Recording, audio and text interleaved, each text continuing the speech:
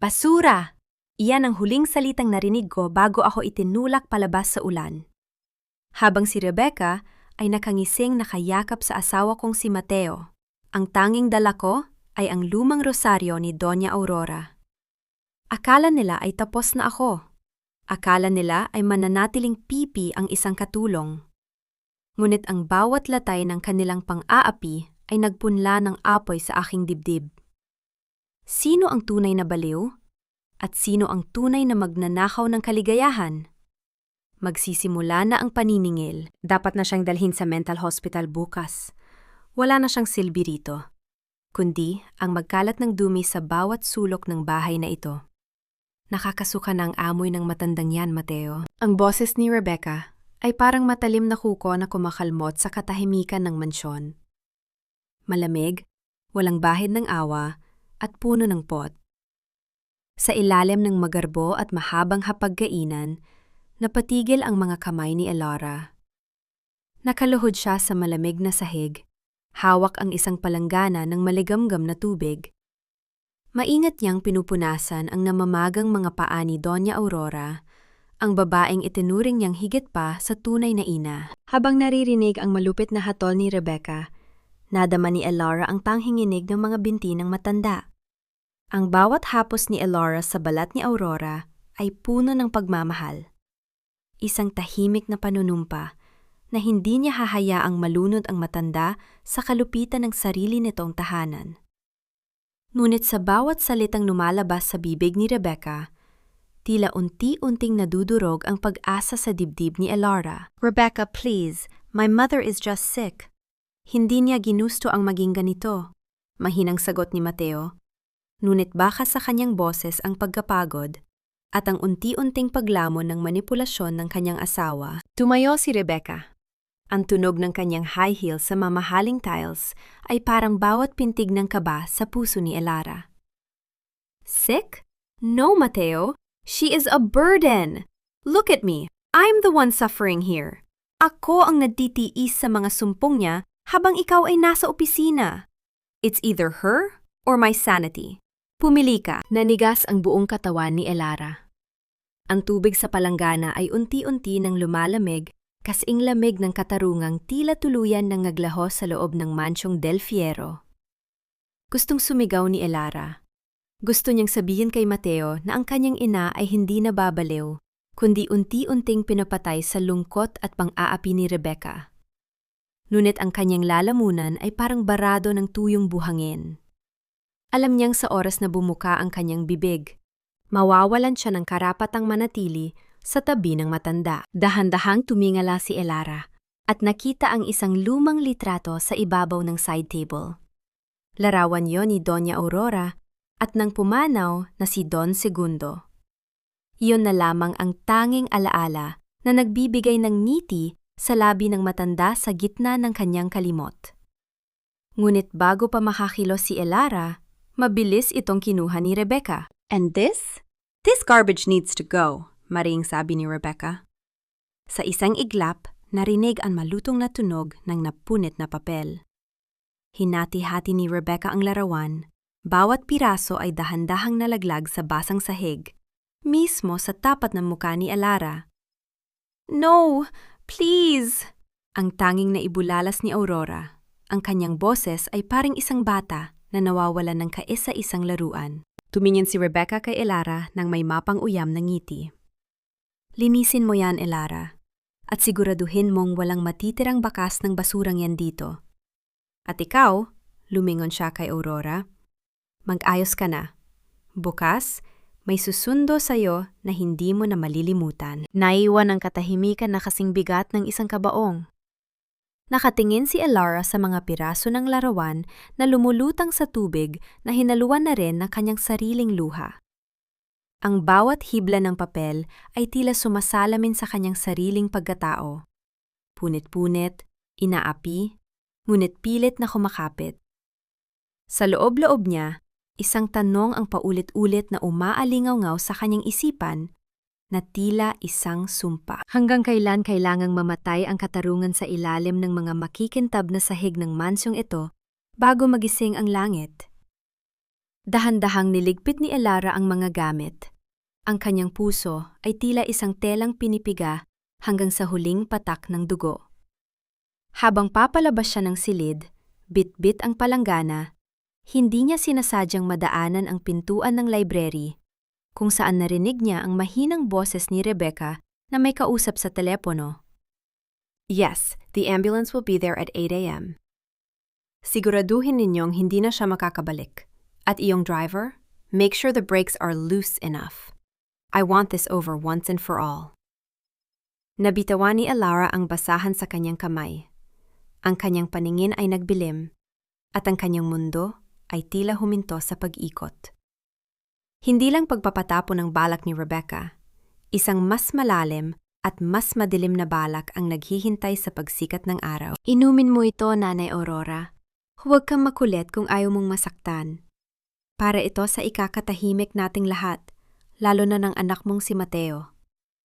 Ang tinig ni Rebecca ay tila pulot-pukyutan sa tamis, ngunit bawat salita ay may dalang lason na unti-unting pumapatay sa pag-asa ni Doña Aurora. Sa loob ng madilim na silid, tanging ang liwanag mula sa pasilyo ang nagbibigay anyo sa anino ni Rebecca na tila isang dambuhalang ibon na nakasilip sa biktima nito. Sa kabilang dako ng silid, nakatayo si Elara sa dilim. Yakap-yakap ang bagong labang kumot ng matanda. Pinili niyang manatiling tahimik. Ang kanyang hininga ay pigil na pigil, habang ang kanyang puso ay tila isang tambol na nagbababadya ng panganib. Nakita niya ang pagpapalit ng mga kapsula. Ang kulay rosas na gamot na pampasigla sa puso ni Aurora ay pinalitan ni Rebecca ng mga maliliit at asul na tableta, mga pampatulog na sadyang idinesenyo para ilubog ang diwa ng matanda sa isang malalim at mapanganib na kawalan. Ang bawat paglunok ni Aurora ay tila isang tunog ng kadena na lalong nagbibigkis sa kanya sa kapahamakan. Gustong sumugod ni Elara, gustong itapon ang baso ng tubig at isigaw ang katotohanan. Ngunit naalaala niya ang banta sa telepono, ang maluwag na preno. Kung kikilo siya ngayon ng walang plano, baka bukas ay wala na silang dalawa ni Aurora sa mundong ito. Good, ganyan nga. Matulog ka ng mahimbing dahil mahaba ang biyahe mo bukas. Bulong ni Rebecca habang hinahaplos ang puting buhok ng matanda sa paraang tila nag-aalaga. Ngunit ang kanyang mga mata ay nananatiling nanlalamig. Nang lumabas si Rebecca, mabilis na lumapit si Elara sa kama. Doña Aurora, iluwan niyo po ang gamot. Ang nanginginig na pakiusap ni Elara. Ngunit huli na. Ang mga mata ng matanda ay nagsisimula ng pumikit. Ang kanyang katawan ay tila bumibigat na parang bato. Sa desperasyon, kinuha ni Elara ang bote ng totoong gamot sa ilalim ng kutson na lihim niyang itinago kanina. Kumuha siya ng isang hiringgilya. Balak na ibigay ang tamang dosis para manatiling gising ang diwa ng matanda. Ngunit sa sandaling itinusok niya ang karayom sa bote, ang pinto ng silid ay biglang bumukas. Anong ginagawa mo, Elara? Ang boses ni Mateo ay puno ng gulat at nagbabadyang galit. Sa likuran niya, nakatayo si Rebecca na biglang nagbago ang anyo.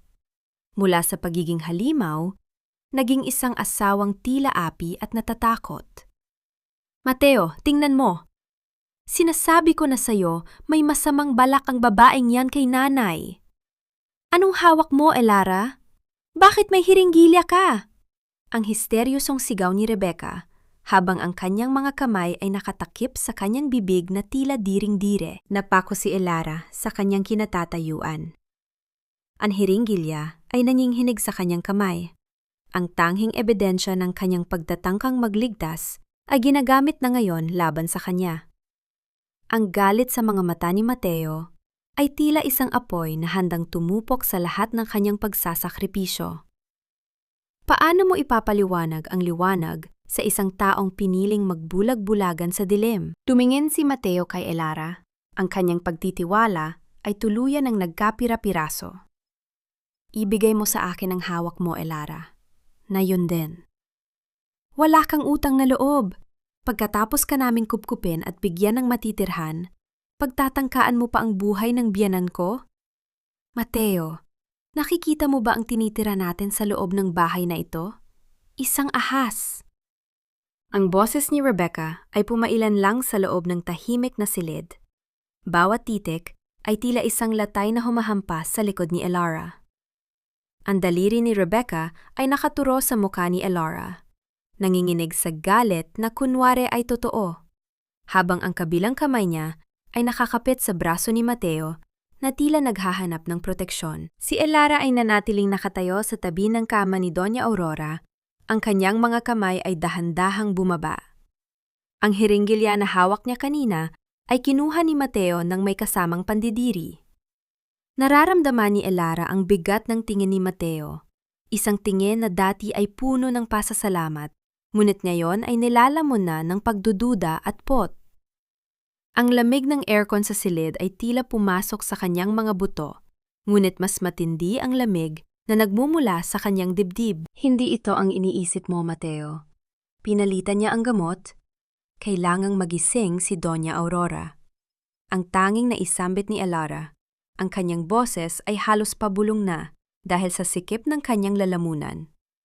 Ngunit sa bawat salitang lumalabas sa kanyang bibig, tila lalong lumalalim ang hukay na kinapapalooban niya. Tama na, Elara. Nakita ko ang hawak mo. Nakita ko kung paano mo ito itutusok sa nanay ko habang siya ay natutulog. Ang mariing sabi ni Mateo. Ang kanyang panga ay nagngangalit. Iniiwas niya ang kanyang paningin kay Elara, na tila hindi na niya kayang tingnan ang mukha ng babaeng pinagkatiwalaan niya sa loob ng mahabang panahon. Lumabas ka na. Ayaw nakitang makita sa kwartong ito. Bukas, pag-uusapan natin ang kakahantungan mo. Lulugol-lugong lumabas si Elara ng silid. Ang bawat hakbang ay tila paglakad sa ibabaw ng mga basag na bubog. Naririnig pa rin niya ang mahinang pag-iyak ni Rebecca sa loob, ang mga wad na hikbi na tila musika sa pandinig ng isang asawang nalinlang. Habang naglalakad sa madilim na pasilyo patungo sa quarters ng mga katulong, isang anino ang humarang sa kanyang daan sa dulo ng harden. Yon ay si Mang Cardo, ang matandang driver na halos kasabay na tumanda ng mansyon. Ang kanyang mukha ay puno ng mga kulubot ng panahon, at ang kanyang mga mata ay tila may dalang bigat na hindi kayang sabihin ng salita. Narinig ko ang nangyari, Elara. Mahinang simula ni Mang Cardo. Ang kanyang boses ay tila kaluskos ng mga tuyong dahon sa ilalim ng buwan. Huwag kang mawawalan ng pag-asa. Hindi lahat ng nakikita ng mata ay siyang katotohanan. At hindi lahat ng nananahimik ay walang alam. Dinala ni Mang Cardo si Elara sa isang sulok ng garahe, malayo sa mga kamera at sa matalas na pandinig ni Rebecca. Mula sa kanyang lumang jacket, inilabas niya ang isang maliit at kalawanging susi at isang nakatuping papel na tila matagal nang itinago. Anyumaong Don Segundo. Bago siya pumanaw, may iniwan siyang habilin sa akin. Alam ning darating ang araw na ang mansyong ito ay lalamunin ng kasakiman. Bulong ni Mang Cardo habang inilalagay ang susi sa palad ni Elara. Ang susing ito ay para sa isang lihim na vault sa ilalim ng library. Doon nakatago ang tunay na testamento. Ang testamentong magpapatunay na ang lahat ng ari-ariang pinag-aawayan nila ay hindi mapupunta kay Rebecca, kundi sa isang taong hindi nila inaasahan. Napatingin si Elara sa susi. Ang metal nito ay malamig at matigas. Tila isang sandata sa gitna ng digmaang hindi niya ginusto. Sa gitna ng dilim at kawalan ng katarungan, isang maliit na mitsa ng liwanag ang magsimulang mag-alab sa kanyang puso. Ngunit kasabay nito ay ang takot. Dahil alam niyang sa sandaling gamitin niya ang susing ito, wala na siyang balikan. Sapat na ba ang isang kalawanging susi para buksan ang pintuan ng katarungang matagal nang nakakubli sa ilalim ng mga kasinungalingan? Nang ininig ang mga kamay ni Elara habang isinisilid ang susi sa kanyang bulsa. Ramdam ang bigat ng responsibilidad na biglang ipinatong sa kanyang mga balikat. Sa di kalayuan, narinig niya ang malakas na pagsara ng pinto ng library at ang anino ni Rebecca na dumaan sa bintana, tila isang mandaragit na naghahanap pa ng malalapa. Hindi na kailangan ng asukal sa kape ko, Mateo. Ang pait ng ugali ng nanay mo ngayong umaga ay sapat na para magising ang diwa ko. Ang boses ni Rebecca ay kasing talim ng kutsilyong hinihiwa ang steak sa kanyang plato. Nakaupo siya ng tuwid. Ang bawat galaw ay puno ng poise. Habang ang sikat ng araw sa bintana ay nagpapakintab sa kanyang mga mamahaling alahas. Sa kabilang dulo ng lamesa, si Mateo ay tahimik na nakatitig sa kanyang tasa. Ang mga mata ay may malalalim na itim na bilog. Patunay ng isang gabing walang tulog dahil sa gulo sa silid ni Aurora. Sa sulok ng kusina, nakatayo si Elara. Hawak ang isang tray ng mainit na pandesal. Pinagmamasdan niya ang eksena ng may mabigat na pighati. Nakita niya ang inihandang pagkain para kay Doña Aurora sa gilid ng lababo. Isang mangkok ng malamig at matabang na lugaw, malayo sa masaganang almusal na kinakain ng mag-asawa. Ito ang utos ni Rebecca. Huwag mong sanayin sa masarap, baka lalong tumagal ang buhay. Hon, kailangan nating pirapirmahan ang mga papers para sa special care facility mamaya. Pagpapatuloy ni Rebecca, ang kanyang tono ay tila nag-aalalang asawa. I'll already talk to the doctor. It's for the best. Ayaw ko namang pati ikaw ay magkasakit sa pag-aalala. Bago pa makasagot si Mateo, pumasok sa dining room si Doña Aurora, inaalalayan ng isa pang katulong. Ang matanda ay tila isang aninong naliligaw sa sarili niyang bahay. Nang makita siya ni Rebecca, isang mapait na ngiti ang sumilay sa mga labi ng babae. Oh, look who's here!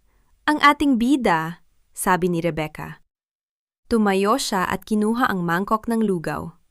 Halika rito, nanay. Ako na ang magpapakain sa'yo. I want Mateo to see how much I care for you. Sa pilitang pinaupo ni Rebecca ang matanda sa isang matigas na silya sa gilid. Gamit ang kutsara, kumuha siya ng lugaw at pilit na isinubo ito kay Aurora. Ang lugaw ay tumulo sa gilid ng labi ng matanda. Ngunit hindi huminto si Rebecca.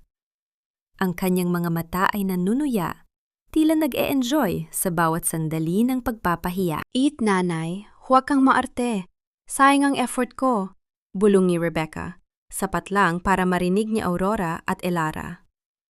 Sa ilalim ng lamesa, nakita ni Elara kung paano kinuwit ni Rebecca ang balat sa braso ng matanda.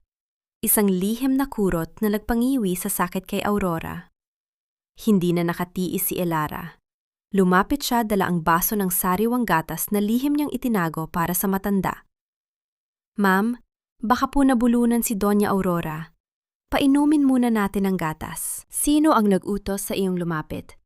Ang singhal ni Rebecca. Ang kanyang muka ay biglang nagdilim. Bumalik ka sa kusina! Ngunit bago pa makatalikod si Elara, isang nakakangilong tunog ng porselana ang umalingaw-ngaw sa silid. Ang mangkok ng lugaw ay tumalsik sa sahig, nabasag sa libu-libong piraso. Si Doña Aurora ay biglang humawak sa kanyang dibdib. Ang kanyang muka ay namutla na parang papel, at ang kanyang mga mata ay nanirik sa itaas. Ni, nanay!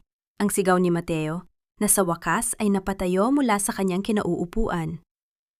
Ngunit huli na, ang katawan ni Doña Aurora ay tuluyang bumigay, dahan-dahang nawala ng malay at bumagsak sa sahig. Ang kanyang ulo ay tumama sa gilid ng lamesa bago tuluyang humandusay sa gitna ng mga basag na porselana at malamig na lugaw. Mateo, ang kwintas ko! Ang tanging alaala mula sa aking lola. Nawawala. Ang matinis na tili ni Rebecca ay bumasag sa nakabibinging katahimikan ng mansyon. Ilang oras lamang matapos dinala sa ospital si Doña Aurora. Ang kanyang boses ay puno ng pang-inginig. Ngunit, kung titingnang mabuti ang kanyang mga mata, walang bakas ng luha roon. Tanging ang kinang ng isang planong unti-unti nang nagtatagumpay. Si Elara ay kasalukuyang napupunas ng mga bakas ng lugaw sa sahig ng dining room nang marinig niya ang sigaw. Pakiramdam niya ay tumigil ang tibok ng kanyang puso. Alam niya ang tono ng boses na iyon. Iyon ang tono ng boses ni Rebecca bago ito manira ng buhay. Sigurado ka ba, Rebecca? Baka nailagay mo lang sa ibang cabinet. Pagod na sabi ni Mateo habang pababa ng hagdan. Ang kanyang mukha ay halatang hapo mula sa pag-aalaga sa kanyang ina. At ang huling kailangan niya ngayon ay isa na namang gulo. I checked everywhere, Mateo. Everywhere. At alam mo ba kung sino lang ang pumasok sa kwarto natin kaninang umaga habang wala tayo? Si Elara. Mariing akusa ni Rebecca habang itinuturo ang daliri sa direksyon ng kusina kung saan nakatayo ang nanginginig na dalaga. Mabilis na tinahak ni Rebecca ang distansya patungo kay Elara. Ilabas mo ang kwintas, Elara. Hindi pa ba sapat na pinatay mo sa takot ang biyenan ko? Ngayon, pati ang mga gamit ko ay nanakawin mo. Wala po akong kinuha, ma'am. Pumasok lang po ako para kumuha ng maruming damit gaya ng utos nyo. Nanginginig na depensa ni Elara. Ang kanyang mga kamay na basang-basa ng tubig ay pilit niyang pinagdikit. Tila nagdarasal na sana ay lamunin na lamang siya ng lupa. Liar! Mateo, tumawag ka ng pulis. I want her room searched. Na yon din. Ang utos ni Rebecca na tila isang reyna. Sa utos ni Mateo, na wala ng lakas na makipagtalo, ay tinawag ang dalawang security guard ng subdivision. Kasunod ang mag-asawa at ang umiiyak na si Elara. Nagtungo sila sa maliit at masikip na silid ng mga katulong sa likod ng mansyon. Ang silid ni Elara ay payak, isang manipis na kutsun sa sahig, isang maliit na cabinet, at isang maliit na altar na may larawan ng kanyang yumaong ina. Sinimulang halongkatin ng mga gwardiya ang kanyang mga gamit. Itinapon ang kanyang mga damit sa sahig, tinadyakan ang kanyang maliit na unan, at ibinalibag ang kanyang tanging suklay. Wala po kayong mahahanap dyan. Ma'am, parang awan niyo na. Tapat po akong naglilingkod sa inyo. Ang pagsamo ni Elara. Ang kanyang mga luha ay malayang dumadaloy sa kanyang pisingi. Ngunit isang tunog ng kalansing ang bumasag sa kanyang huling pag-asa. Mula sa ilalim ng kanyang manipis na kutson, sa gitna ng mga punit na tela, ay kumikinang ang isang dambuhalang kwintas na may mga asul na brilyante. Ang liwanag nito ay tila nanunuya sa karimlan ng silid ni Elara. Oh my God! Mateo, look! Sinasabi ko na sa'yo! Ang tili ni Rebecca habang mabilis na kinuha ang kwintas. Magnanakaw ka! Ang kapal na mukha mo! Lumapit si Mateo, ang kanyang mga mata ay puno ng matinding pagkadismaya at galit. Elara, bakit? Pinigay namin sa'yo ang lahat ng tiwala namin. Bakit mo ito nagawa sa amin? Sa nanay ko. Hindi po akin yan. Hindi ko po alam kung paano napunta yan dyan. Mateo, maniwala ka sa akin? Ang sigaw ni Elara, habang sinusubukang abutin ang kamay ni Mateo. Ngunit mabilis siyang itinulak palayo ni Rebecca. Huwag mong hahawakan ang asawa ko gamit ang marumi mong kamay, ang singhal ni Rebecca. Lumingon siya sa mga pulis na kapapasok pa lamang ng pinto. Dalin niyo na siya. I want her behind bars. Siguraduhin ninyong mabulok siya sa kulungan. Habang pilit na kinakaladkad ng mga pulis si Elara, palabas ng kanyang silid, ang kanyang mga mata ay nanatiling nakako kay Mateo. Ngunit ang lalaking dati ay tinitingnan siya ng may kabutihan ay tumalikod na ngayon, tila tinatapos na ang anumang ugnayang meron sila. Sa dilim ng gabi, habang isinasakay si Elara sa patrol car sa ilalim ng buos ng ulan, narinig niya ang huling bulong ni Rebecca sa kanyang pandinig bago isara ang pinto ng sasakyan. I told you, Elara. Sa bahay na ito, ako ang batas, at ang mga langaw na tulad mo ay madaling tirisin. Umalis ka na bago ko pa makalimutan na tao ka at tawagan ang mga pulis para tuluyan kang mabulok sa kulungan. Huwag mo nang hintayin na kalad ka rin ka pa ng mga gwardiya palabas ng gate na ito. Ang boses ni Mateo ay hindi nagalit. Ito ay tuyo, walang buhay, at puno ng matinding pagkasuklam. Iyon ang boses na mas masakit pa kaysa sa sampal.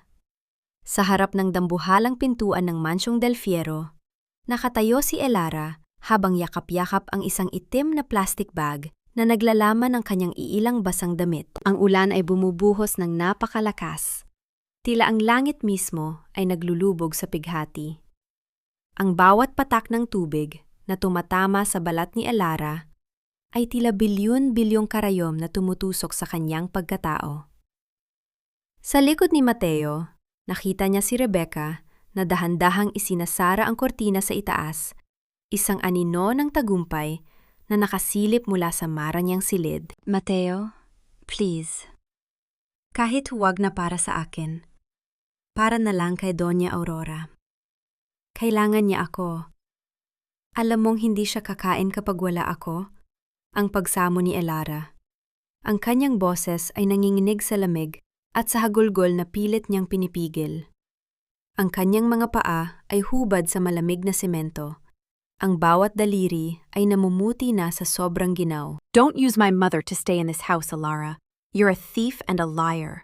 Nakakasuka na ang bawat salitang lumalabas sa bibig mo. Ang huling hirit ni Mateo bago nito marahas na isinara ang pinto. Ang tunog ng pagsara ng mabigat na pinto ay umalingaw-ngaw sa buong paligid. Tila iyon ang huling hatol sa buhay ni Elara. Naiwan siyang mag-isa sa dilim, sa gitna ng unos na tila walang katapusan. Ang bawat hakbang niya palayo sa mansyon ay tila paghatak sa kanyang kaluluwa. Tumingala siya sa bintana ng silid ni Aurora, umaasang makikita ang matanda, ngunit tanging kadiliman ang sumalubong sa kanya. Habang naglalakad siya sa gilid ng kalsada, naramdaman ni Elara ang isang kakaibang sensasyon sa kanyang katawan. Ang kanyang sikmura ay biglang bumaliktad, isang matinding pagkarimarim na nagmula sa kailaliman ng kanyang tiyan. Napahawak siya sa isang puno at doon ay nagsimulang sumuka, kahit na wala naman siyang laman sa loob, kundi ang pait ng kanyang mga luha. Sa gitna ng kanyang panghihina, isang alaala ang biglang sumagi sa kanyang isipan. Ang gabi, bago nagbago ang lahat, ang gabing muling naging marupok si Mateo sa kanyang mga bisig. Ang gabing akala niya ay simula ng kanilang bagong buhay. Hinaplos ni Elara ang kanyang patag na tiyan. Ang kanyang mga mata ay nanlaki sa takot at pangamba. Sa gitna ng kanyang kawalan, tila may isang buhay na nagsisimulang mabuo. Isang buhay na magiging saksi sa lahat ng kanyang pagdurusa. Biglang tumigil ang ulan sa kanyang tapat. Ngunit hindi dahil tumigil ang langit, kundi dahil may isang dambuhalang anino na tumakip sa kanya. Ang liwanag mula sa headlights ng isang mamahaling sasakyan ay bumulag sa kanyang paningin. Ang tunog ng makina ng sasakyan ay tila isang ungol ng isang halimaw sa dilim. Dahan-dahang bumaba ang salamin ng bintana ng sasakyan. Isang pares ng mga mata na puno ng misteryo ang tumingin sa kanya. Hindi ito si Mang Cardo. Hindi rin ito si Mateo. Sumakay ka na, Elara. Alam kong wala ka nang pupuntahan, at alam ko rin kung anong itinatago mo sa sinapupunan mo. Ang bawat patak ng ulan na nananalaytay sa balat ni Elara ay tila unti-unting napapalitan ng init na nagmumula sa loob ng mamahaling sasakyan. Ang amoy ng mamahaling balat ng upuan at ang bango ng pine-scented air freshener ay naging isang kakaibang kalitasan mula sa malupit na mundo sa labas. Sa tabi niya, ang lalaking nagngangalang Don Lorenzo, ang matalik na kaibigan at karibal sa negosyo ng yumaong Don Segundo, ay nananatiling tahimik. Ang kanyang mga daliri ay dahan-dahang tumitipa sa manibela, habang ang sasakyan ay bumabagtas sa madilim na kalsada. Huwag kang matakot, Elara. Hindi ako katulad ng mga Del Fiero na marunong lang kumilala ng tao kapag may pakinabang sila. Ang basag na tinig ni Don Lorenzo na tila isang dambuhalang katedral sa lalim at seryosong tono. Matagal ko nang pinagmamasdan ang bawat kilo sa mansyong iyon. Alam ko ang bawat latay na tinamo mo sa kamay ni Rebecca. Nakatitig lamang si Elara sa labas ng bintana. Pinapanood ang mga ilaw ng syudad na nagiging malabo dahil sa bilis ng takbo at sa mga luhang hindi pa rin tumitigil sa pag-agos. Hinaplos niya ang kanyang tiyan sa ilalim ng basang damit. Ang lamig na nanunuot sa kanyang mga buto ay tila unti-unting naglalaho. Ngunit ang takot sa kanyang puso ay lalong lumalalim. Paano niyo po nalaman tungkol sa dinadala ko? Ang mahinang tanong ni Elara. Ang kanyang boses ay halos maglaho sa gitna ng ugong ng makina ng sasakyan. Isang mapait na ngiti ang sumilay sa mga labi ni Don Lorenzo. Ang mga pader ay may tainga, Elara, at ang mga doktor na binabayaran ni Rebecca para palabasing baliw si Aurora ay may mga konsensya rin na maaring bilhin ng mas malaking halaga. Nalaman ko ang resulta ng iyong huling check-up bago pa man ito makarating sa mga kamay ni Mateo. Dinala ni Don Lorenzo si Elara sa isang maliit ngunit komportableng bahay sa labas ng probinsya. Isang tagong paraiso na napapalibutan ng mga puno ng manga at payapang harden. Dito, ang bawat hininga ay hindi na kailangang pigilan. Ngunit para kay Elara, ang bawat sandali ng katahimikan ay tila isang paalala ng digmaang kailangan pa niyang harapin. Sa loob ng silid, humarap si Elara sa salamin. Ang kanyang muka ay maputla, ang kanyang mga mata ay lubog. Ngunit may isang bagong ningning na nagsisimulang mabuo roon. Kinuha niya ang susing ibinigay ni Mang Cardo mula sa kanyang bulsa. Ang kalawang nito ay tila isang pangako ng paghihiganti at katarungan. Hindi na lang siya isang katulong na inapi. Siya na ngayon ang tagapangalaga ng isang lihim na maaaring magpabagsak sa imperyo ng mga Del Fierro. Habang tinitingnan ang sarili, biglang nakaramdam si Elara ng isang matinding kirot sa kanyang puson. Napaupo siya sa gilid ng kama. Ang kanyang hininga ay naging mabilis at mababaw. Ang bawat pintig ng kanyang puso ay tila isang babala. Biglang tumunog ang kanyang lumang cellphone na himalang gumagana pa rin sa kabila ng pagkabasa sa ulan. Isang hindi kilalang numero ang lumitaw sa screen. Sa pag-aakalang si Mang Cardo ito, agad ding sinagot ang tawag. Ngunit ang boses na narinig niya ay hindi ang malumanay na tinig ng matandang driver. Ito ay isang boses na kasing talim ng labaha, punong-puno ng pagbabanta, at galit na tila nanggagaling sa kailaliman ng impyerno. Akala mo ba ay makakatakas ka, Elara? Kahit saang lupalop ka magtago, mahahanap kita. At kapag nahanap kita, sisiguraduhin kong hindi mo lang mawawala ang dangal mo, kundi pati ang basurang nasa loob ng tiyan mo. Nabitawan ni Elara ang cellphone sa sahig. Ang tunog ng pagbagsak nito ay tila isang huling hudyat ng digmaang nagsisimula pa lamang. Ang bawat segundo sa loob ng Mansyong Del Fierro ay tila naging isang taon para kay Doña Aurora. Mula nang pilit na ilayo sa kanya si Elara, ang kanyang silid ay hindi na naging kanlungan, kundi isang piitan na puno ng malamig na katahimikan at amoy ng mga gamot na hindi naman nakagagaling. Ang bawat pagtibok ng orasan sa dingding ay tila isang paalala na ang kanyang oras ay unti-unti nang kinukuha ng taong ang tanging hangad ay ang kanyang kayamanan. Nasaan si Elara? Mateo, nasaan ang anak-anakan ko? Ang mahinang tanong ni Aurora habang nakatitig sa kisame. Ang kanyang boses ay parang kaluskos ng papel, tuyot at halos hindi marinig. Si Mateo, na nakaupo sa gilid ng kama, ay hindi makatingin ng diretso sa kanyang ina. Ang kanyang mga kamay ay nakakuyom sa ibabaw ng kanyang tuhod. Ang bawat salitang lumalabas sa bibig ng kanyang ina ay tila isang lason na nagpapakirot sa kanyang konsensya. Ngunit ang lason ng kasinungalingan ni Rebecca ay mas malalim na ang nabaon sa kanyang isipan. Wala na siya, Nay. Magnanakaw siya. Huwag niyo na siyang banggitin. Ang malamig na sagot ni Mateo bago ito tumayo at lumabas ng silid. Iniwan ang matanda sa gitna ng kadiliman. Sa sandaling sumara ang pinto, ang tunog ng pagpihit ng kandado ay umalingaw-ngaw, hudyat ng pagdating ng tunay na halimaw. Pumasok si Rebecca na may dalang isang folder at isang ballpen. Ang kanyang mga hakbang ay mabibigat at puno ng otoridad. Malayo sa mahinhin at mapagkunwaring kilos na ipinapakita niya kay Mateo. Tama na ang drama, Aurora. Pagod na ako sa pag-aalaga sa'yo na parang sanggol. Ang singhal ni Rebecca habang marahas na binubuksan ang folder sa harap ng matanda. Pumirma ka na rito. Isang pirma lang at lahat ng pagdurusa mo ay matatapos na. Ipapadala kita sa isang lugar kung saan wala ka nang gagawin kundi ang matulog. Tiningnan ni Aurora ang dokumento. Isang deed of absolute sale at isang special power of attorney na maglilipat ng lahat ng kanyang mga lupain at shares sa negosyo sa pangalan ni Rebecca. Sa kabila ng panghihina, ang mga mata ng matanda ay nagningning ng isang kakaibang tapang. Umiling siya ng dahan-dahan, ang kanyang mga tuyong labi ay pilit na nagsara.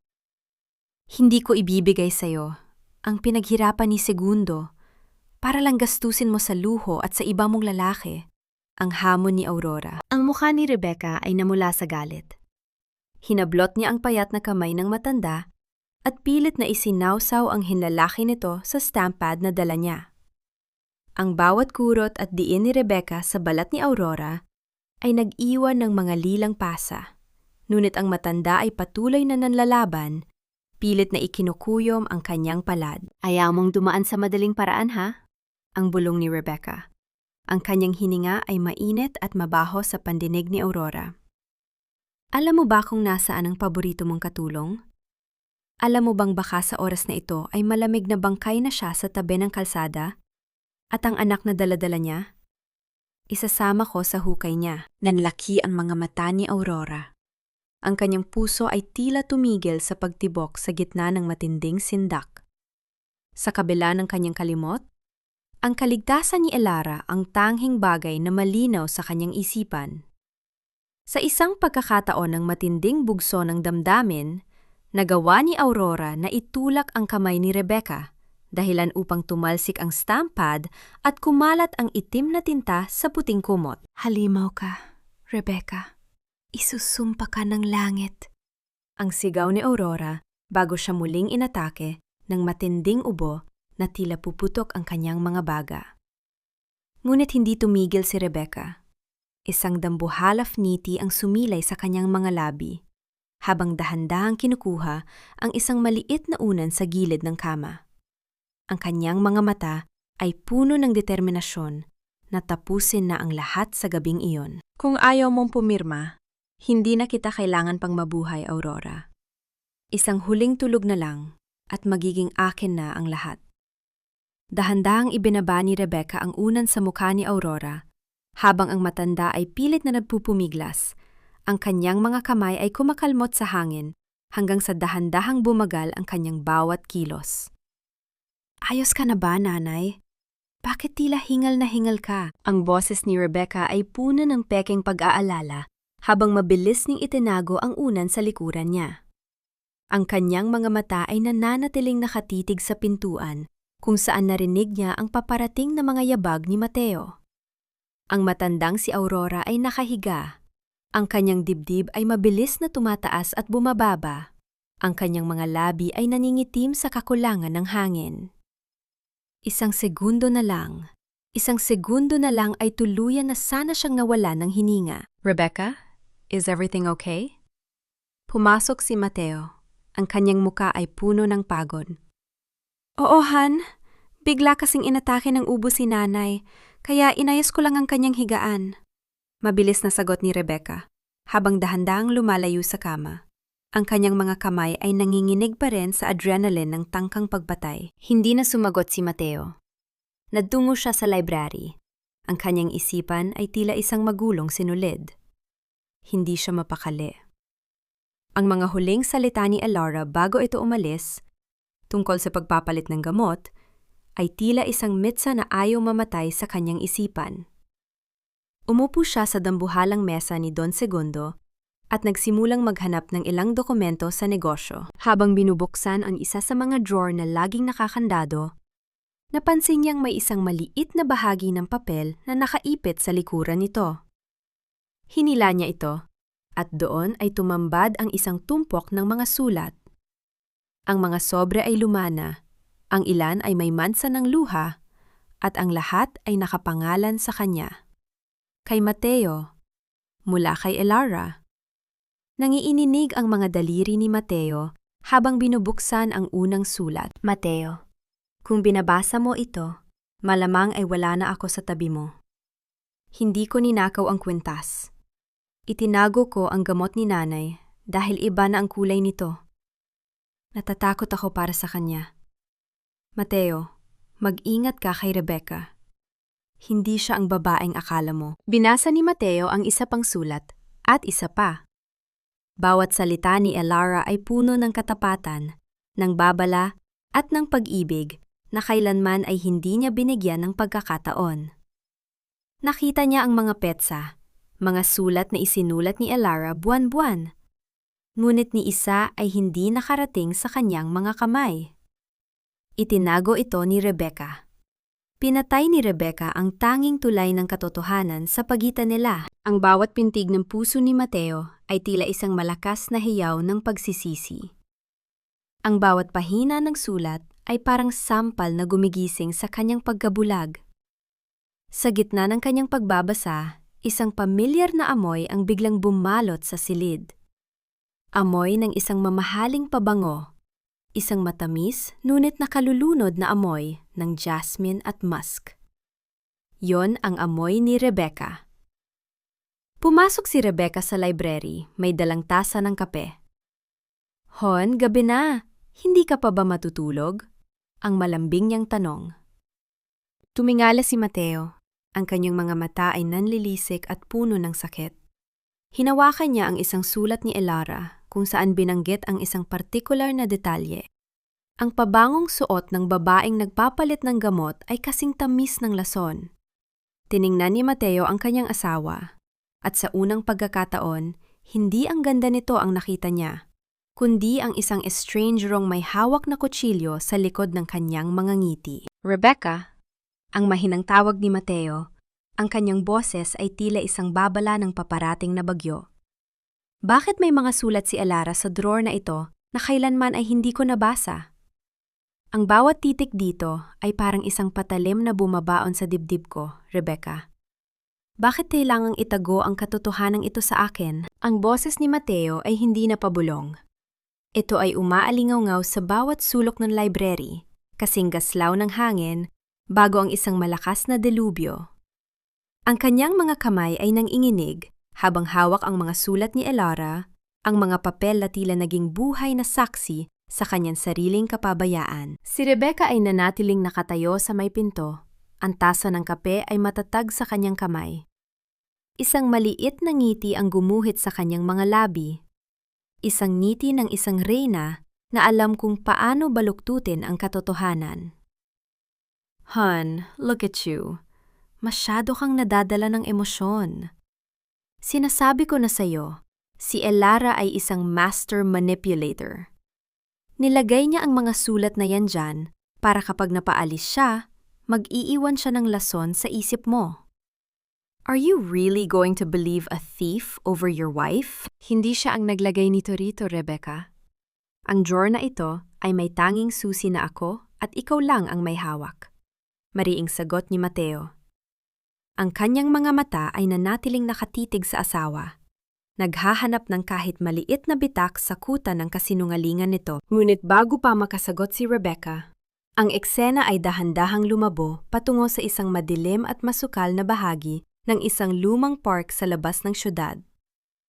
Ang liwanag ng buwan ay tila ayaw sumilip sa tagpuan ng dalawang taong nagpaplano ng masama. Si Elara, nakasuot ng isang malaking hoodie at nakatakip ang mukha ng maskara, ay nakatago sa likod ng isang dambuhalang puno ng balete. Ang kanyang puso ay tila isang ibon na gustong kumawala sa kanyang dibdib. Sa kanyang bulsa, ang recorder na ibinigay ni Don Lorenzo ay handa ng sumaksak sa puso ng sabwatan. Sa di kalayuan, narinig ang tunog ng mabibigat na yabag sa ibabaw ng mga tuyong dahon. Isang lalaki, si Troy, ang dating security guard ng mansyon na biglang nagbitiw sa trabaho matapos maalis si Elara, ay nakatayo roon. Tila may hinihintay.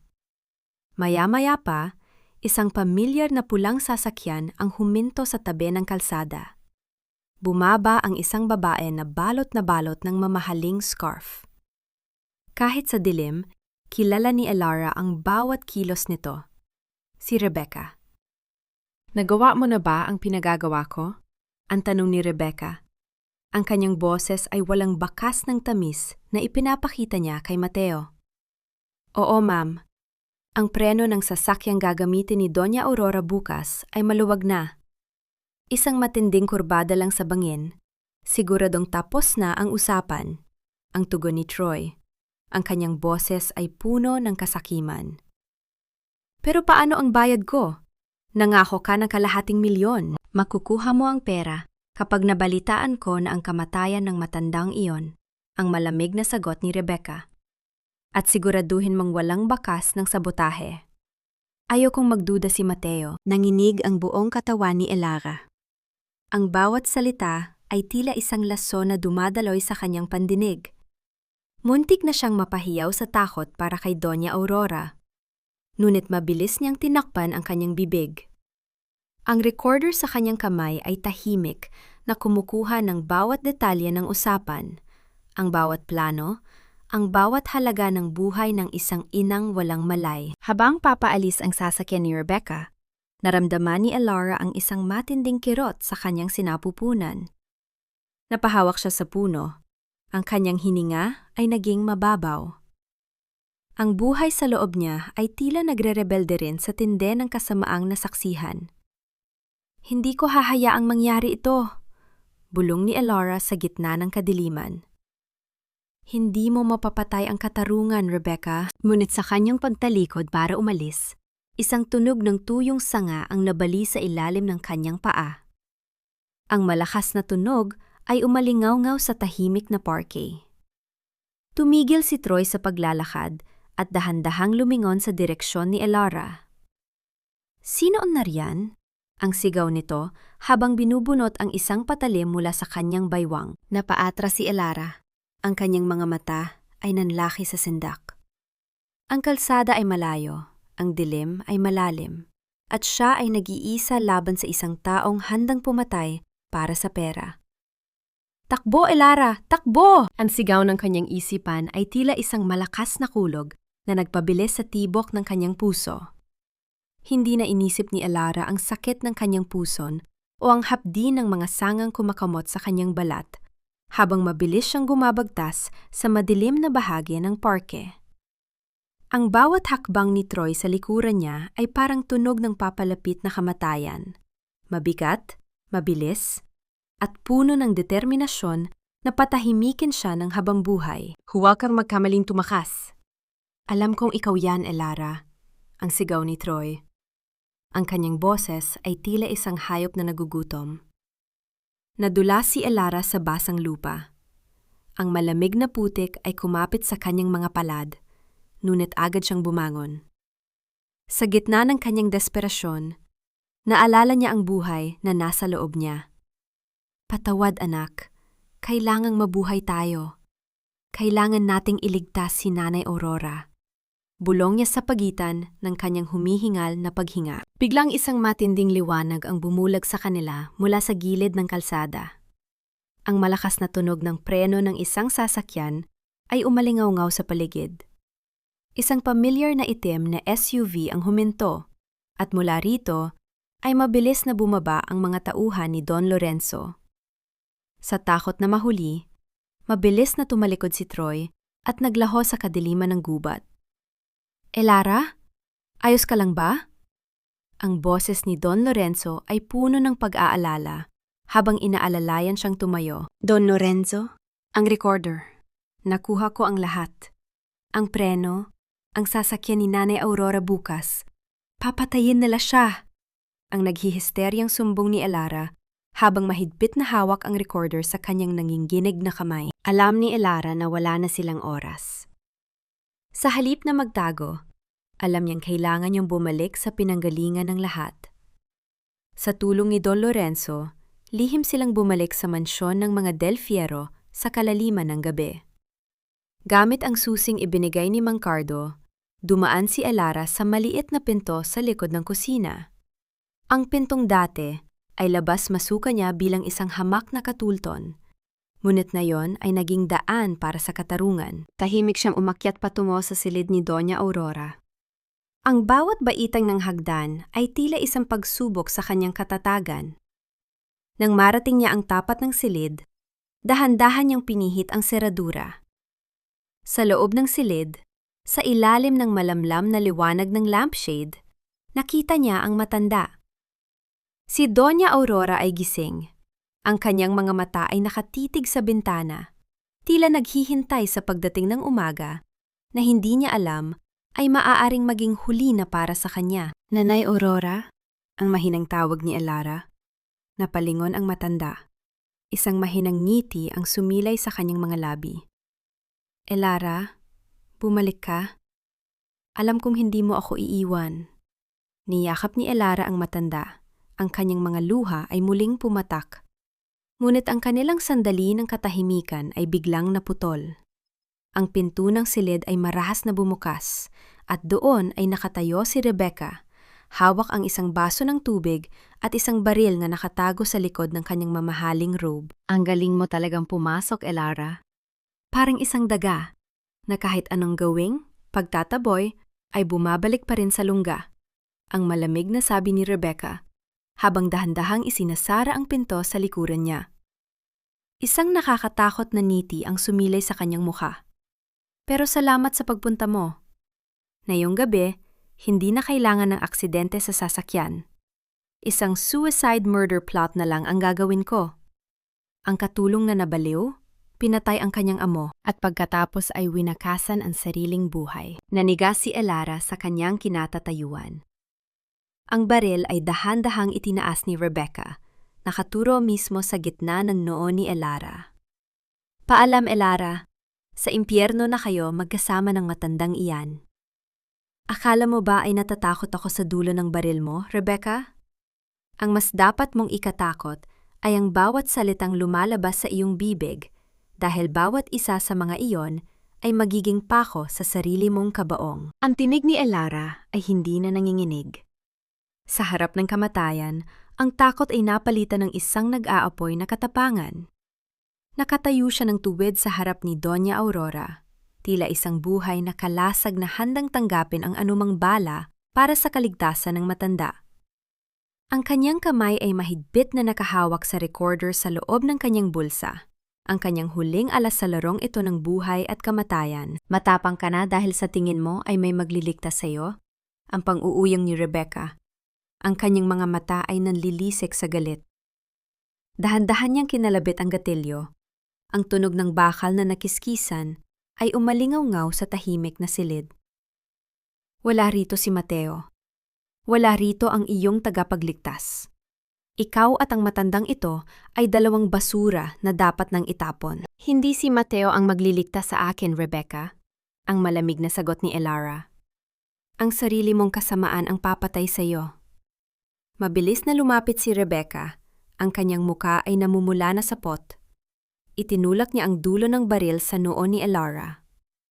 Mamatay ka na! Isama mo na ang basurang dinadala mo sa impyerno. Ngunit bago pa man madiinan ni Rebecca ang gatilyo, ang pinto ng silid ay marahas na bumukas. Ang tunog ng pintuan na humampas sa pader ay tila isang malakas na pagsabog. Doon, sa ilalim ng liwanag ng pasilyo, nakatayo si Mateo. Ang kanyang muka ay maputla, ang kanyang mga mata ay puno ng matinding pighati at hindi makapaniwalang pagkasuklam. Mateo! Ang gulat na tili ni Rebecca, habang mabilis ning itinago ang baril sa likuran niya, muling nagpapalit ng anyo bilang isang biktima. Han! Buti dumating ka! Si Elara, pumasok siya rito. Balak niyang saktan si nanay. May hawak siyang patalim! Hindi gumalaw si Mateo. Nanatili siyang nakatitig kay Rebecca. Ang kanyang boses ay tila galing sa ilalim ng lupa nang magsalita siya. Narinig ko ang lahat, Rebecca. Mula sa labas ng pinto, narinig ko ang bawat salitang binitawan mo. No, Han, it's not what you think. Minamanipula lang niya ang sitwasyon. Hindi na natapos ni Rebecca ang kanyang pagsisinungaling. Sa isang iglap, mabilis na humakbang si Elara patungo sa kanya. Isang malakas na tunog ng palad na humampas sa pisingi ang bumasag sa lahat ng kasinungalingan ni Rebecca. Ang sampa ni Elara ay hindi lang isang pisikal na pananakit. Iyon ang bawat patak ng luha, bawat insulto, at bawat hirap na tiniis niya at ni Doña Aurora sa loob ng maraming taon. Napalingon ang ulo ni Rebecca sa lakas ng sampal, ang kanyang buhok ay nagulo, at ang kanyang labi ay nagsimulang dumugo.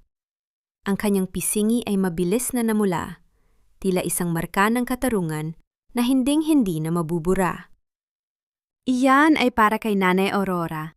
Iyan ay para sa lahat ng mga gabing hinayaan mo siyang magutom at umiyak sa dilim. Ang sigaw ni Elara, ang kanyang boses ay puno ng kapangyarihan. At ito, muli siyang humakbang at dinuro ang mukha ng babaeng tila nawala na ng katinuan.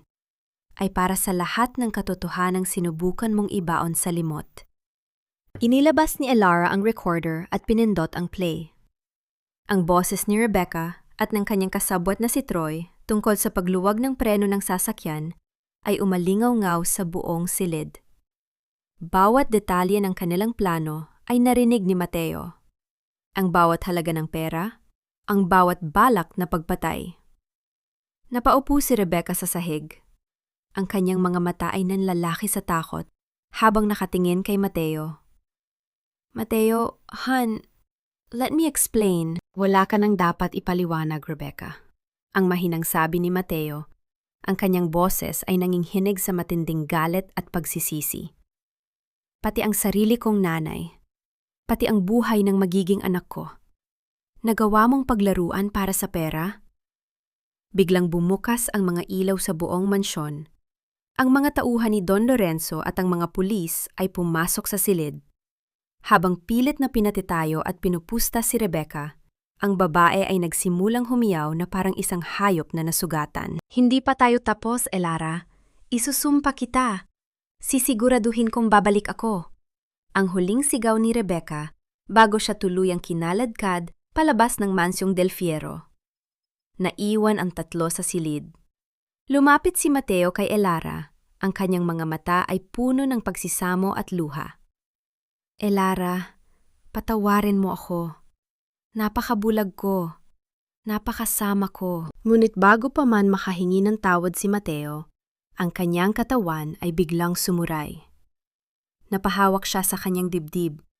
Ang kanyang mukha ay namuti na parang abo. At dahan-dahan siyang bumagsak sa sahig sa tapat ni Elara at ng kanyang ina. Mateo! Ang sabay na sigaw ni na Elara at Aurora, habang ang katahimikan ng gabi ay muling binalot ng panibagong panganib. Hindi sapat ang salitang patawad para punan ang mga sugat na ako mismo ang gumawa sa puso mo, Elara. Kung maari ko lang sanang ibalik ang oras, kung maari ko lang burahin ang bawat luhang pumatak sa mga mata mo dahil sa pagkabulag ko. Ang tinig ni Mateo ay basag at puno ng panginginig habang nakahiga siya sa puting kama ng ospital. Ang amoy ng antiseptic at ang malamig na buga ng aircon ay tila nagpapatingkad sa lungkot na bumabalot sa silid. Ang kanyang mukha ay maputla at ang bawat hininga niya ay tila may kasamang bigat ng pagsisisi na mas masakit pa kaysa sa ataking naranasan ng kanyang puso. Nakatayo si Elara sa gilid ng kama. Ang kanyang mga kamay ay mahigpit na nakahawak sa laylayan ng kanyang suot na cardigan. Pinagmamasdan niya ang lalaking minsan ay naging mundo niya, ang lalaking naging dahilan ng kanyang pinakamalalim na kagalakan at pinakamasakit na pighati. Gusto niyang magalit. Gusto niyang isumbat ang lahat ng gabing pinalayas siya sa gitna ng ulan, ang bawat sampal ni Rebecca na hinayaan nitong mangyari, at ang bawat sandaling pinagdudahan nito ang kanyang katapatan. Ngunit sa tuwing titingnan niya ang mga mata ni Mateo na puno ng pagsamo, ang galit sa kanyang puso ay tila unt-unting natutunaw. Napapalitan ng isang pamilyar na habdi. Isang habdi na nanggagaling sa pag-ibig na kahit kailan ay hindi naman talaga nawala. Dahan-dahang iniabot ni Mateo ang kanyang nanginginig na kamay patungo sa kamay ni Elara. Nang magdampi ang kanilang balat, tila may kuryenteng gumising sa mga alaalang matagal ang ibinao ni Elara. Ang init ng palad ni Mateo ay tila isang pangako ng kaligtasan, kahit na alam nilang dalawa na ang sugat ay malalim pa. Mateo, magpahinga ka muna. Sabi ng doktor, kailangan mong umiwas sa stress. Ang mahinang sabi ni Elara. Ang kanyang boses ay tila isang haplo sa sugatang diwa ni Mateo. How can I rest, Elara? Paano ako matutulog kung sa bawat pagpikit ko, nakikita ko ang sarili ko na itinataboy ka? Nakikita ko si nanay na nahihirapan habang ako ay nagbubulag-bulagan sa karangyaan, ang hikbi ni Mateo. Dahan-dahang ibinaba ni Mateo ang kanyang tingin sa tiyan ni Elara na bahagya ng bumabukol sa ilalim ng kanyang damit. Ang anak natin, halos mawala siya dahil sa akin. Wala akong kwentang ama, Elara. Wala akong kwentang asawa. Dahan-dahang umupo si Elara sa tabi ng kama. Kinuha niya ang kamay ni Mateo at inilapat ito sa kanyang sinapupunan. Sa sandaling iyon, ang katahimikan ng silid ay tila binalot ng isang banal na sandali. Naramdaman ni Mateo ang mahinang pintig mula sa loob, isang buhay na himalang nananatili sa kabila ng lahat ng unos. Ang mga luha ni Mateo ay malayang pumatak sa puting kumot. Isang golden moment ng pag-amin at pagtanggap. Hindi kailangan ng maraming salita. Ang pintig ng puso ng kanilang anak ang naging tanging wikang nag-uugnay sa kanilang dalawa sa gitna ng pagkawasa. Ngunit sa gitna ng kanilang madamdaming pagtatagpo, ang pinto ng silid ay marahas na bumukas. Hindi nurse o doktor ang pumasok, kundi si Don Lorenzo na may hawak na isang itim na sobre. Ang kanyang muka ay seryoso, tila may dalang balita na muling yayanig sa kanilang nagsisimulang katahimikan. Mateo, Elara, kailangan ninyong makita ito, ang sabi ni Don Lorenzo. Ang kanyang boses ay puno ng babala. Si Rebecca, bago siya tuluyang maikulong sa maximum security, may huling nilagdaang dokumento ang kanyang mga abogado. At hindi ito tungkol sa ari-arian. Kinuha ni Elara ang sobre at binuksan ito. Ang bawat salitang nakasulat sa legal na papel ay tila muling naging mga tinik na bumaon sa kanyang puso. Anong ibig sabihin nito? Ang nanginginig na tanong ni Elara habang binabasa ang nilalaman ng dokumento. Sinasabi rito na si Rebecca ay may hawak na katibayan na hindi legal ang pagkakabili sa lupang kinatatayuan ng mansyon at nabalak niyang bawiin ang lahat sa pamamagitan ng isang lihim na kasunduan na nilagdaan ni Mateo noon. Tumingin si Elara kay Mateo na tila naghahanap ng kasagutan. Ang mukha ni Mateo ay muling nabalot ng sindak. Ang multo ni Rebecca ay tila hindi pa tapos maningil, kahit na nasa likod na ito ng rehas. Anong lihim na kasunduan ang nilagdaan ni Mateo sa gitna ng kanyang pagkabulag? At paano nito mailalagay sa panganib ang kinabukasan ng kanilang anak at ni Doña Aurora? Hindi ito maaari. Rebecca, anong ginawa mo sa amin? Ang bulong ni Mateo ay tila isang malalim na daing ng isang taong nalulunod. Hawak ang mga papel na dinala ni Don Lorenzo, ang kanyang mga mata ay nanlalabo habang binabasa ang bawat linya. Sa ilalim ng kanyang sariling lagda, isang lagdang ginawa niya noong mga panahong lasing siya sa manipulasyon ni Rebecca, ay ang pagsuko ng titulo ng mansyong Del Fierro sa isang korporasyong pag-aari ng isang kilalang loan shark. Isinuga ni Rebecca ang lahat. Ang bawat haligi, ang bawat alaala ng pamilya Del Fierro ay ipinusta ng babae para lamang mapundohan ang kanyang marangyang pamumuhay at ang mga utang ng kanyang lihim na karelasyon. Mateo, kailangang kumilos tayo. Sa loob ng 24 na oras, balak nilang paalisin si Doña Aurora sa bahay. Ang babala ni Don Lorenzo. Ang kanyang boses ay puno ng panginginig ng galit. Sa kabila ng panghihina ng kanyang katawan, pinilit ni Mateo na bumangon. Ngunit si Elara ang unang humakbang patungo sa kanya. Ang kanyang mga mata ay hindi nakakikitaan ng takot, kundi ng isang determinasyon na kasing tigas ng diamante. Hindi nila makukuha ang mansyon, Mateo. Hindi hanggat may susing iniwan si Don Segundo, ang deklara ni Elara. Sa gitna ng gabi, kahit na masama ang pakiramdam, nagbalik sila sa mansyon kasama si Don Lorenzo. Sa labas ng tarangkahan, nakaparada na ang dalawang itim na sasakyan ng mga lalaking nakasuot ng barong, ngunit may mga mukhang kasing lamig ng semento.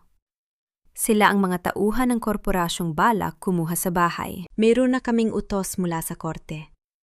Umalis na kayo bago pa namin kayo kaladkarin palabas. Ang sigaw ng isang lalaking may malaking tiyan. Ang kanyang boses ay tila isang nakakairitang ungol sa gitna ng katahimikan. Maghintay kayo! Ang sigaw ni Elara. Tumakbo si Elara patungo sa library. Ang kanyang puso ay tila gustong pumutok sa bawat hakbang. Hinanap niya ang dambuhalang cabinet na gawa sa nara. Ang cabinet na binanggit ni Mang Cardo. Gamit ang kalawanging susi, hinanap niya ang maliit na butas na nakatago sa ilalim ng isang inukit na disenyo ng leon. Ang tunog ng bakal na nagiskisan at ang pag-ikot ng lumang mekanismo ay umalingaw-ngaw sa tahimik na silid. Isang lihim na drawer ang dahan-dahang bumukas at doon ay nakatago ang isang makapal na sobre na may selyo ng gobyerno. Mabilis siyang bumalik sa grand hallway kung saan pilit na pinapatayo ng mga lalaki si Doña Aurora mula sa kanyang paboritong silya. Bitawan niyo siya! Ang boses ni Elara ay tila isang hagupit ng kidlat. Hawak ko rito ang tunay at huling testamento ni Don Segundo del Fierro. At ayon sa batas, ang mansyong ito ay hindi kailanman maaaring ibenta, isugal, o ilipat sa ibang pangalan nang walang pahintulot ni Doña Aurora habang buhay. Napatigil ang mga lalaki. Kinuha ni Don Lorenzo ang dokumento at binasa ito ng mabilis. Isang ngiti ng tagumpay ang sumilay sa kanyang mga labi. Sinasabi rin dito na ang anumang lagdang nakuha sa pamamagitan ng panlilinlang ay walang bisa. At higit sa lahat, ang malaking bahagi ng shares ng kumpanya ay ipinangalan ni Don Segundo sa magiging panganay na apo niya mula kay Mateo. Tumingin ang lahat sa tiya ni Elara. Ang katahimikan sa loob ng mansyon ay naging napakabigat. Tila ba pati ang mga pader ay humihinga ng malalim. Ang mga lalaking balak magpalayas ay unt-unting umurong, ang kanilang tapang ay naglaho nang makita ang legal na dokumentong hawak ni Elara. Ngunit sa gitna ng kanilang tagumpay, narinig ang isang malakas na tunog ng pagbasag ng salamin mula sa itaas na palapag. Isang pamilyar na boses ang humiyaw. Isang boses na puno ng baliw, nagalit at desperasyon. Kung hindi mapupunta sa akin ang bahay na ito, walang sinumang makikinabang dito. Susunugin ko kayong lahat. Ang amoy ng gasolina ay mabilis na kumalat at ang isang maliit na mitya ng apoy ay nagsimulang sumayaw sa dulo ng hagdan. Si Rebecca, na himalang nakatakas sa tulong ng kanyang mga huling koneksyon, ay nakatayo sa itaas, may hawak na lighter at isang galon ng langis. Ang kanyang muka ay tila isang demonyong wala na sa sariling katinuan. Rebecca, wag! Ang sigaw ni Mateo, habang ang apoy ay mabilis na kumakapit sa mga kurtinang velvet. Ang bawat dila ng apoy na sumasayaw sa hagdanan ay tila mga galamay ng isang halimaw na gutom na gutom. Ang usok ay mabilis na kumalat, kasing itim ng budhi ni Rebecca, na bumabalot sa marangyang chandelier at unt-unting nagnanahaw ng hangin sa loob ng mansyon. Ang init ay hindi na matiis. Tila ba ang bawat pader ng tahanang Del Fierro ay sumisigaw sa sakit ng pagtataksil. Rebecca, bitawan mo ang lighter. Hindi pa huli ang lahat. Ang pagsigaw ni Mateo, ang kanyang boses ay pilit na kumakawala sa gitna ng kanyang pag-ubo. Ang kanyang mga mata ay nanunubig. Hindi lang dahil sa usok, kundi dahil sa sakit na makita ang babaeng minsan niyang minahal na naging ganito kaimbi. Huli na, Mateo. Pinili mo ang katulong na yan? Pinili mo ang matandang yan kaysa sa akin, ang hiyaw ni Rebecca. Ang kanyang tawa ay parang tunog ng basag na kristal, nakatatakot, walang katinuan, at puno ng desperasyon. Kung hindi ako ang reyna ng bahay na ito, magiging abo tayong lahat. Sa gitna ng kaguluhan, hindi inisip ni Elara ang kanyang sariling kaligtasan. Niyakap niya si Doña Aurora, pilit na ginagawang kalasag ang kanyang katawan laban sa lumalapit na init. Nanay, huwag po kayong bibitiw. Lalabas tayo rito. Ang bulong ni Elara. Naramdaman niya ang malakas na pagsipa ng sanggol sa kanyang sinapupunan Tila ba nakikidalamhati ang munting buhay sa panganib na kanilang kinakaharap. Isang malaking bahagi ng nasusunog na kurtina ang bumagsak sa pagitan ni Mateo at Rebecca. Sa isang iglap, ang hagdanan ay tuluyang naging isang pader ng apoy. Sinubukan ni Mateo na sumugod para iligtas si Rebecca, ngunit ang pagbagsak ng isang dambuhalang troso mula sa kisame ang humarang sa kanyang daan. Ang tunog ng nababasag na kahoy at ang pagbagsak ng mga porselana ay umalingaw-ngaw sa buong grand hallway. Elara, ilabas mo na si nanay. Nayon na!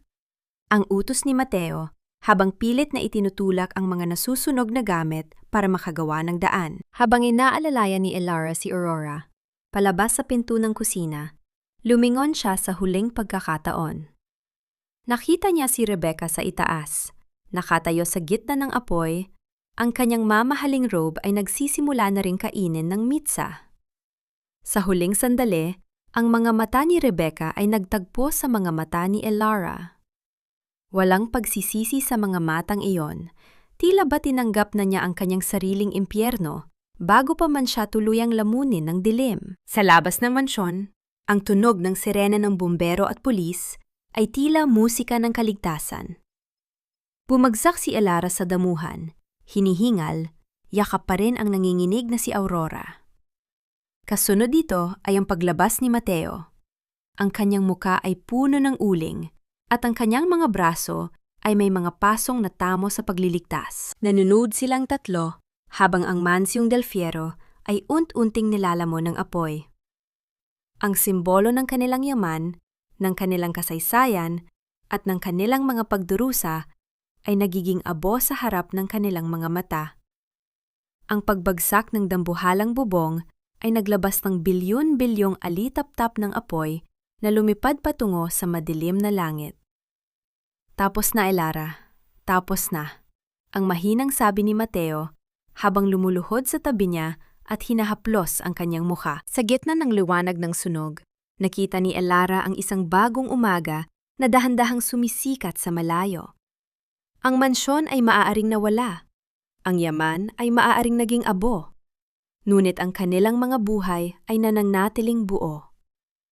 Ang katarungan ay hindi dumating sa parang inaasahan nila, kundi sa isang marahas at malinis na pagtatapos ng lahat ng kasamaan. Dahan-dahang kinuha ni Doña Aurora ang mga kamay ni Elara at Mateo. Pinagdikit ang mga ito sa ibabaw ng kanyang kandungan. Ang matanda ay numiti ng may kapayapaan na matagal nang hindi nakikita sa kanyang muka. Ang tunay na tahanan ay hindi gawa sa bato at semento, kundi sa pag-ibig na kayang dumaan sa apoy. Isang taon ang mabilis na lumipas. Tila isang mabilis na pag-agos ng tubig sa ilog na dahan-dahang naglilinis sa mga bakas ng putik mula sa nakaraan. Ang amoy ng sunog na kahoy at ang malansang amoy ng lason ay napalitan na ngayon ng sariwang samyo ng dagat at ng amoy ng bagong ligo na sanggol. Sa isang payak, ngunit malinis na puting bahay sa pampang ng Batangas, malayo sa ingay at intriga ng syudad, nakaupo si Elara sa isang tumba-tumba. Sa kanyang mga bisig ay mahimbing na natutulog ang munting si Segundo, isang batang may mga matang kasing ningning ng bituin at may niting tila nagbubura sa lahat ng hirap na pinagdaanan ng kanyang ina. Ang bawat maliliit na daliri ng sanggol na nakakapit sa damit ni Elara ay tila mga angkla na nagpapanatili sa kanya sa gitna ng kapayapaan. Sa hardin, hindi kalayuan sa kanila, ay nakaupo si Doña Aurora. Ang kanyang muka ay hindi na maputla. Meron na itong kulay ng buhay at ang kanyang mga mata ay puno ng katinuan. Hawak niya ang isang maliit na gunting habang maingat na nagugupit ng mga tuyong dahon sa kanyang mga rosas. Paminsan-minsan ay tumitingin ang matanda sa langit, nagpapasalamat sa bawat hiningang ipinahiram sa kanya. Wala na ang takot sa kanyang puso, dahil alam niyang sa bahay na ito, ang bawat salitang naririnig niya ay totoo, at bawat hapos sa kanyang balat ay galing sa tunay na pagmamahal. Hon, nandito na ako. Pasensya na kung medyo nahuli. Marami lang inayos sa workshop. Ang boses ni Mateo ay hindi na ang boses ng isang aroganteng tagapagmana. Ito ay boses ng isang lalaking natuto sa hapdi ng buhay. Pagpasok niya sa maliit na beranda, ibinaba niya ang kanyang gamit. Ang kanyang mga kamay ay may mga bahid ng langis at dumi mula sa kanyang pinapasukang furniture shop. Ngunit ang mga kamay na yon ay mas malinis pa ngayon kaysa noong may hawak siyang bilyon-bilyong shares sa kumpanya. Lumapit si Mateo kay Elara at dahan-dahang hinagkan ang noo ng kanyang asawa bago haplusin ang pisngi ng kanilang anak. Napakagwapo talaga ng anak natin, Elara. Kamukhang-kamukha ni Lolo Segundo. Salamat sa Diyos, Mateo. Dahil sa kanya, muling nabuo ang ating pamilya.